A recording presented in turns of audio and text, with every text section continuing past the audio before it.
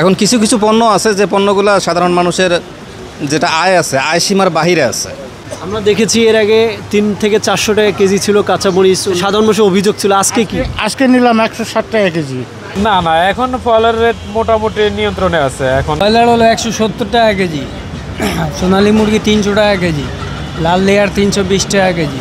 আগে থেকে কমছে না বাড়ছে? বাড়ছে দাম, সবগুলোই দাম বাড়ছে। ব্রয়লার ছিল আগে সব তো 60 টাকা, এখন 70 টাকা। সোনালী ছিল 280, এখন 300। লালটা ছিল 280, এখন 320 টাকা। তো এটা কেন বাড়া কমা হয় ভাই? মানে মালে আমদানির উপরে ভাই, মাল কম ঢুকলে দাম বেশি হয়ে যায়, বেশি আসলে কম হয়ে যায়, এরকম। মাল আমদানির উপরে কম বেশি হয়, বুঝছো?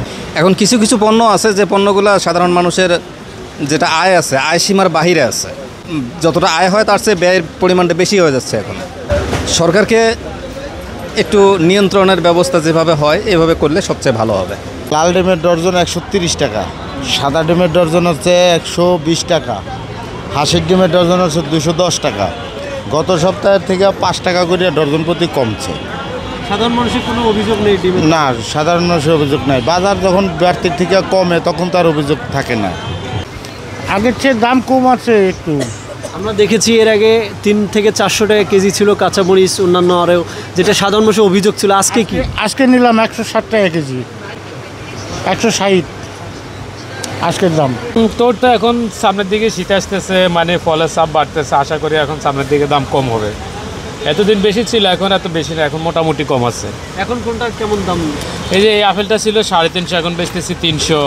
মালটা ছিল আপনার 380, 70, এখন বেচতেছি 250।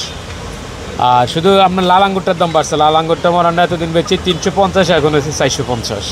লাল আঙ্গুরটা কেজি প্রতি 100 টাকা বাড়ছে। এদিকে আবার মনে হয় দেশি আপেলটাও আসছে, অস্ট্রেলিয়ান আপেলটা খাওয়া খুব সুস্বাদু, মিষ্টি।